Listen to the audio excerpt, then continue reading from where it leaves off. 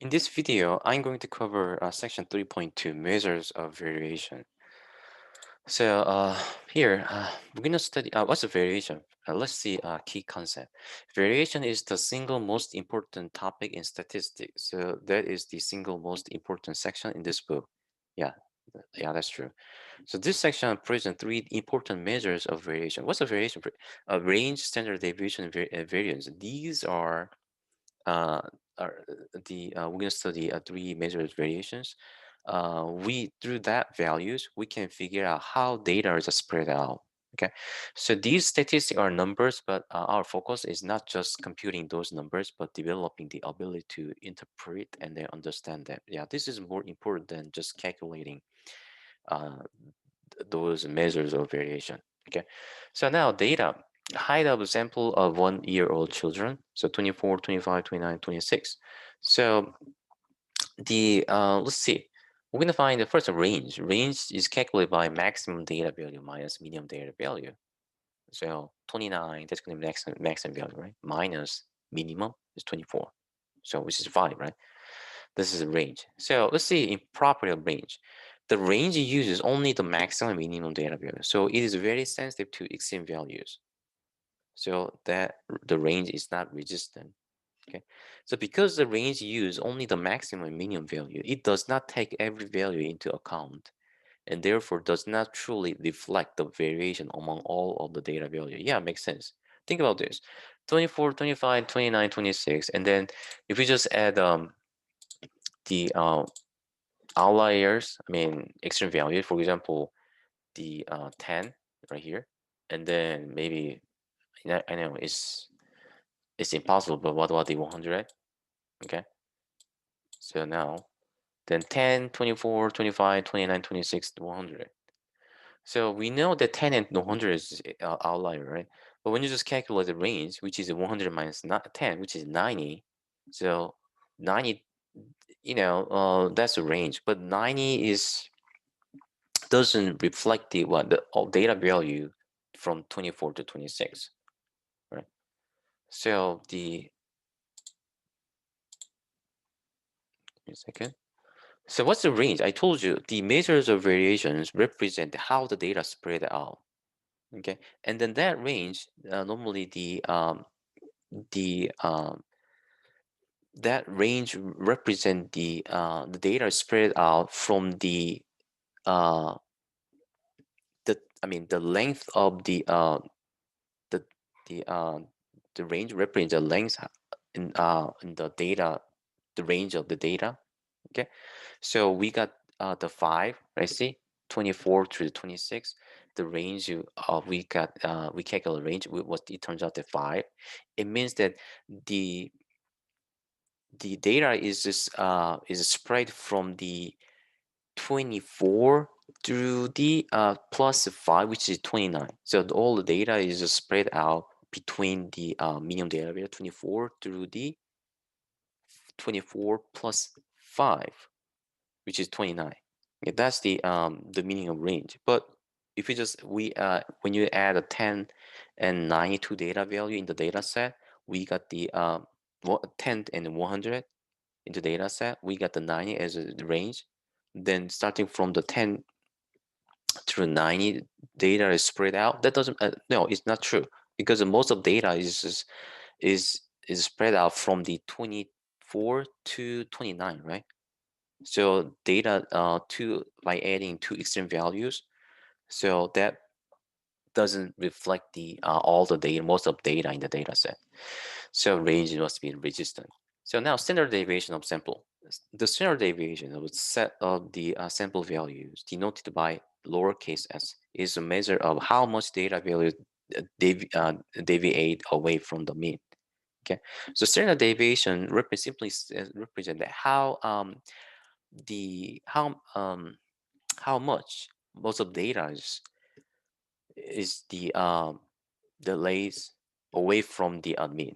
Okay, so sample lowercase s denoted by sample standard represents sample standard deviation, and then sigma, Greek letter sigma, represents population standard deviation. Okay, so standard deviation, simple standard deviation is can be calculated by like the square root of sigma x minus x bar. X bar is a sample mean. Okay, x is data value. Data value minus sample mean squared divided by n minus 1.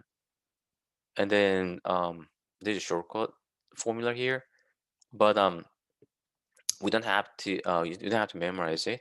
So we're gonna figure out standard deviation using calculator. Okay.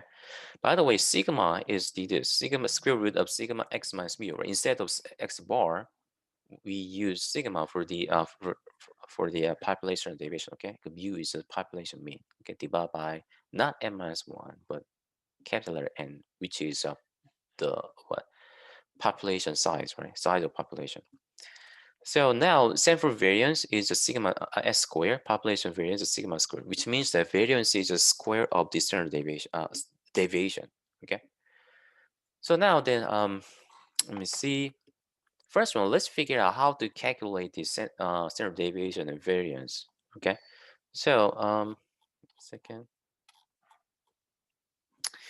when you look at the handout, the lecture note, there is the instruction how to calculate the deviations, standard deviations. Okay, you can follow this, but I'll show you here. So give me a second. All right, so I'll show you how to calculate the measure of standard deviations and the variance using calculator. I use TI-84 plus. I told you if you have TI-83, it's okay. So I already posted all of the instructions, um, how to use calculate TI-83 and 84 and 84 plus in a Blackboard. You can watch those instructions. Okay, so we go to the first one. We have to what the enter the data, right? Data set. So we press stack right here. Okay, so I told you there are three edit. You see, edit, three tab, edit, calculate, and then test. So we in the under the edit, we clicked under the edit, we clicked edit. Okay. So now I already entered the data 20, 24, 22, 20, 21. Okay. But let me uh, the delete the data set in L3. Okay. So we just press clear, go to the L3, name it, press clear. Okay. So I delete the L3, and then I'm gonna enter the data set, which is the height of the 1 year old children. So 24, and then 25, and then 29, and then 26. Okay.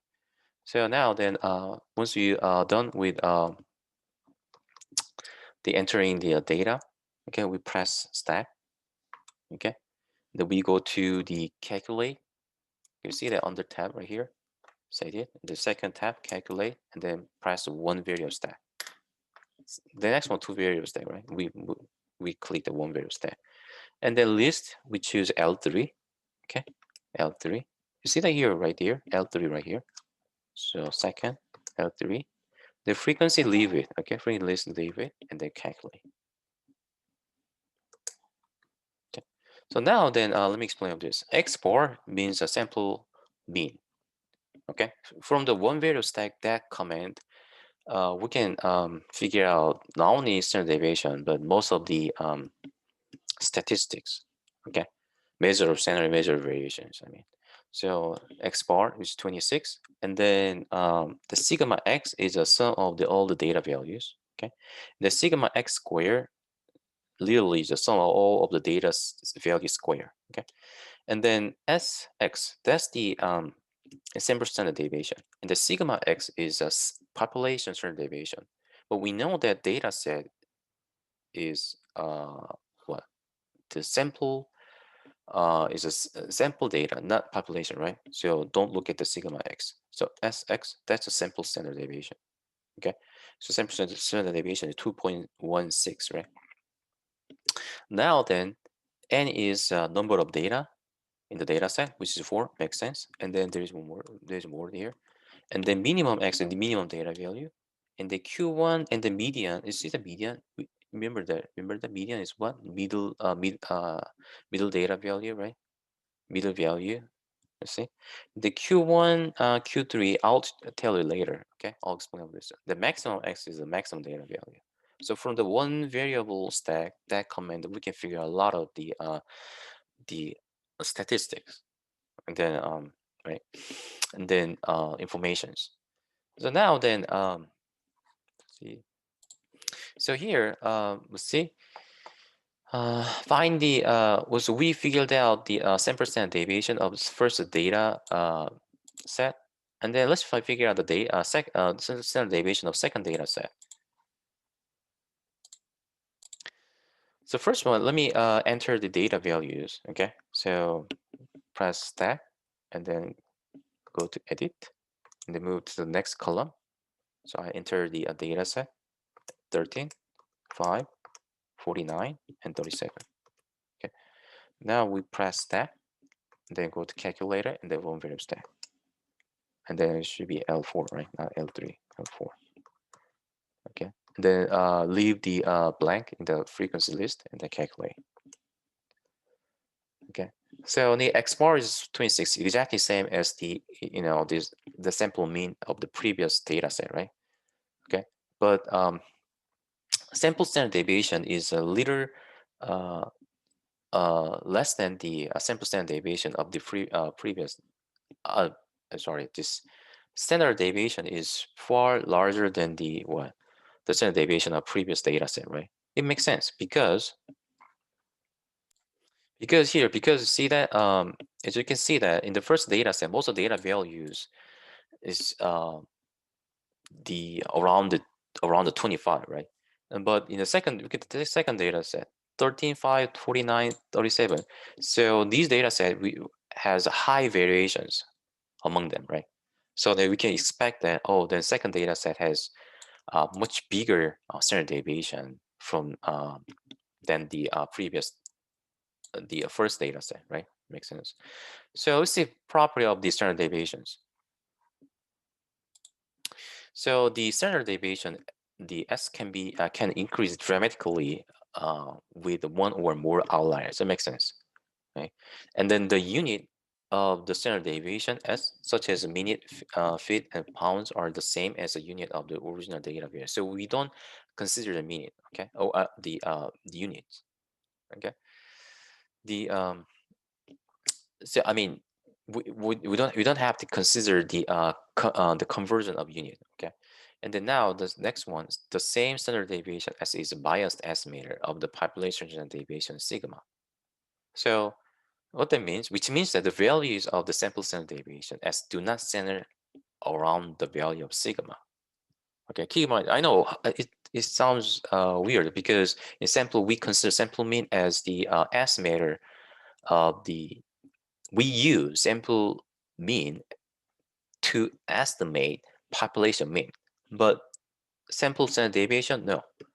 We do not use sample standard deviation to estimate the population standard deviation, okay? Because sample standard deviation is biased. So now, how come? Yeah, so that's the beyond of this subject. So we don't. I'm not going to explain about this. Next one, the standard deviation is a measure of how much data value deviate away from the mean. We saw that, right? The value of the standard deviation S is never negative. Keep in mind this. If you just compute the standard deviation and it turns out the negative number, you got the negative number. That makes you did something wrong. Standard deviation must be positive always. Why? Because of the square root. And then sigma x minus x bar squared. See that square? So even though you got the negative number from the x minus x bar, taking square positive. So sum of positive divided by positive number is positive, and square root is still positive. So you have to get positive number for any data set for the standard deviation. Okay, give me a second. So now the it is zero only when all of data values are exactly the same. Okay, the larger value of S indicate greater amount of variation. Yeah, so as you can see that here, the data value all you get the just observe the data values in the data set. As you can see that so some values really high, some value really low. You see those numbers, many of those numbers. That means you can expect that, oh, that data set has a larger sample standard deviations. Okay. So now the next, let's see. What about the property of variance? The units of the variance are the squares of the unit of the original data value. Yeah, square of the standard deviation. That's going to be a variance. The variance of the variance can increase dramatically with the inclusion of outlier. So keep in mind this. Since the standard deviation is not resistant, so variance also, you know, not resistance neither. Okay, the value of the variance is never negative. I told you, standard deviation always positive. Taking square still positive, right? And then sample variance is unbiased. I know it's really confused, right?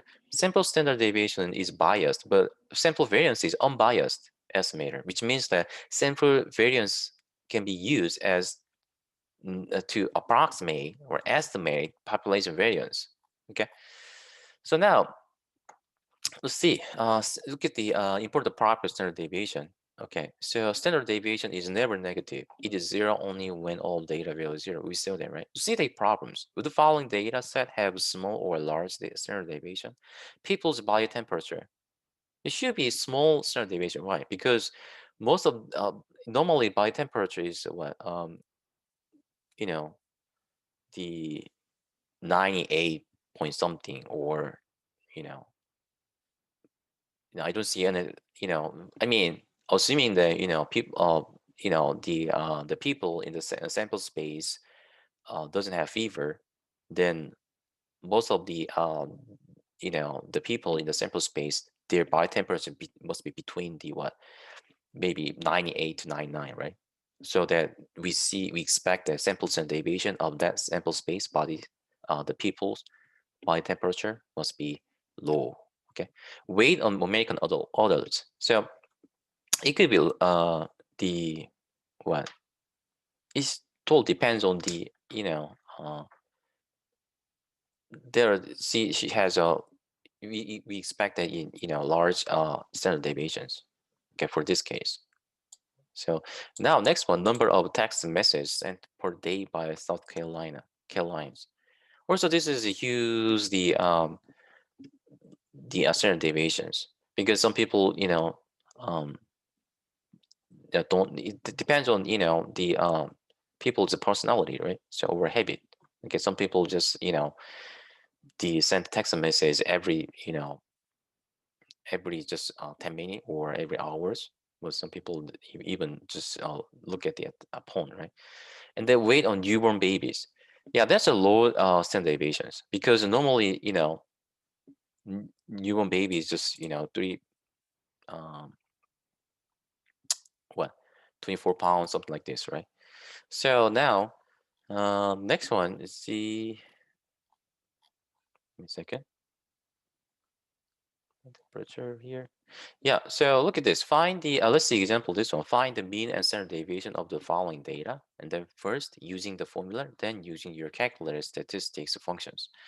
So let me just find out the mean and standard deviation using calculator, okay?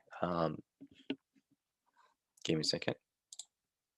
So back to calculator. So, okay, so we just enter the, we need to enter the data set, right? So clear. Okay, let me enter the data set into L5.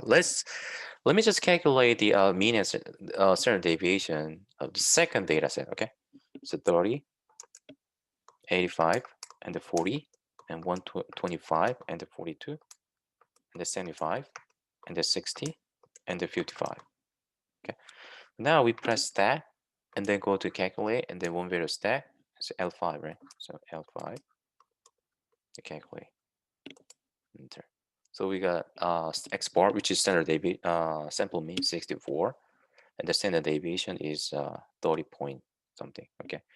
So now the so now we see, okay, 30 point here.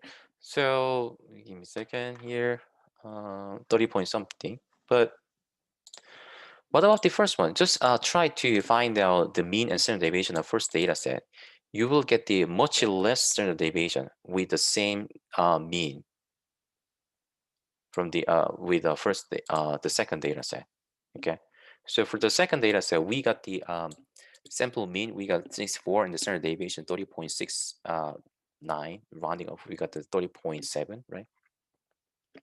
But for the first data set, you should get the same sample mean, 64, but much less um, the standard deviation than the standard deviation second set. Why? Because we can see that first data, most of data is around the 60, right? But second data, look at this, from the 32 to 125. So I think 125 can be considered as outliers, 32. So because of the those two data, and the 42 and the 40 and the 42, okay, and these data is really far away from the mean, right? So that's why that these value cause the large standard deviations. All right, so now the range rule of thumb. Okay, so for many data set, most of the data will lie within 2 standard deviation of the mean.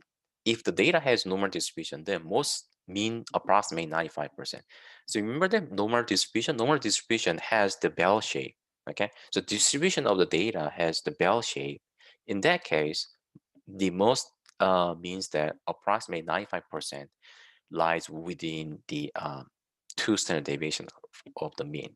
Okay, now then, we'll see. We're gonna introduce. We'll see the terminology: significant low, significantly high. Significant low value means that the data value is less than or equals mu minus 2 sigma. Mu is a population mean. Minus 2 sigma is just 2 times standard deviation. Then we say that the data value is significantly low. So normally outlier uh, belong to that one, right? I mean, either one. Significant low and high. What's significant high? This means that the value, which is greater than or equals mu plus 2 sigma. Okay. So now then, what does that mean? Significant low or significant high? Those data values are unusual. Okay. So now then, see example. So test score mu 75 is sigma 3. Would a score of 92 be significantly high? So now you see that we're gonna figure out that if whether or not 92 is greater than or equals 75 minus 2 times 3, 2 plus 3, okay? 75 plus 2 plus 3, 2 times 3 gonna be what? 81, right? So since 92 is greater than or equals 81, so 92 should be considered should be significantly high, which means that 92 is unusual. Okay. What about this? Second example, 92 be significantly high. Again, 75, we're gonna then we have to check that whether or not 92 is greater than or equals 75 plus 2 times 10, which is 95. Since 92 is not greater than or equals 95, so 92 is not significantly high. So 92 is usual data. Okay. So now then, now next one, rate of 1-year-old children, mu is 21.4, sigma is 1.7. So would the weight of 15 pounds, 1-year-old be significantly low? Yeah, we'll see. So 15, see the 15? Okay, is less than or equals 21.4, which is mu, minus 2 times sigma. 2 times 2, okay, times sigma is 1.7, right? 1.7. So 21.4 minus 2.17. Yeah, I just used calculator to figure out that number. So that was 18. Okay, so that is equal to 18. This one, that is equal to 18. Okay, so 15 is less than or equal to 18. Yeah, so 50 pound must be significantly low. Okay. So, but and look at this range rule of thumb for estimating a value of the standard deviation s. So we can use the range rule of thumb to estimate. Estimate is nothing but approximating. Okay, estimating the standard deviation, sample standard deviation s. So the range divided by 4 is the range rule of thumb for estimating of a value of the standard deviation. So here, to roughly estimate the standard deviation from a collection of known sample data, use this. Why? Why is this the sample standard deviation is approximate range divided by 4? What's the range? Range is this. There, mu plus 2 sigma minus mu minus 2 sigma. Range from the mu minus 2 sigma to the mu plus 2 sigma. That's going to be a range in there, in the formula. It makes sense. Think about this. The from the mu minus 2 sigma to the mu plus 2 sigma, which is mu plus 2 sigma minus mu minus 2 sigma, which is 4 sigma, right?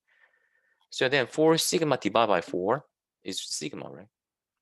So now the applying the range rule of thumb into the not population but sample, then the range represents 4s, okay? 4 times this sample standard deviation divided by 4 sample standard deviation, right? So now that makes sense. Then the range divided by 4 is the can be used to estimate the sample standard deviation s. Okay, so now from the empirical rule for data with a bell-shaped distribution, which is normal distribution, I'm going to cover this one from next time. Okay, let me stop here.